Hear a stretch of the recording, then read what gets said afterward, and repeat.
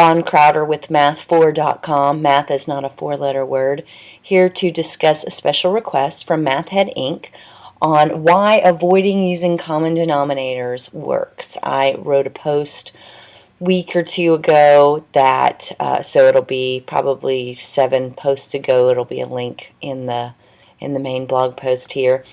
I wrote a post that showed that if you did A over B plus C over D, if you had two fractions that you were adding, you didn't actually have to find a common denominator because you can use this handy little trick, AD plus BC over BD, and that would work, and you never actually have to find a common denominator.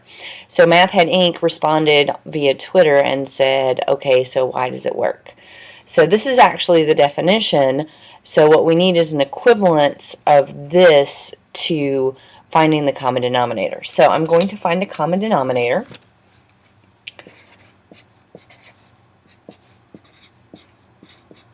I can always multiply by 1.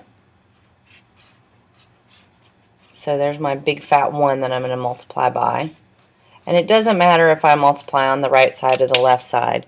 I'm going to multiply on the right side here because it's going to be convenient, and on the left side here because it's going to be convenient and everything's going to look nice. It doesn't really matter. In our system, things are commutative for multiplication, so you can just scooch them around if you want. So B times D would be a common denominator. The thing is that B times D might not be the least common denominator, and that's okay. We just need a common denominator. So to get B times D over here, I need a D in the denominator. So I need, because this is 1, I need a D in the numerator. To get BD over here, I need a B down here, which means I need a B up here. So I can multiply these. So I have AD over BD, and then BC over BD. Well, now I have my common denominator, which is what I wanted in the traditional way of adding fractions. So now I have AD plus BC over our common denominator BD, which is the handy-dandy trick, so to speak, the definition.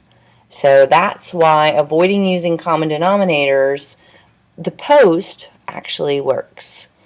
I'm Bon Crowder with math4.com, reminding you that math is not a four-letter word.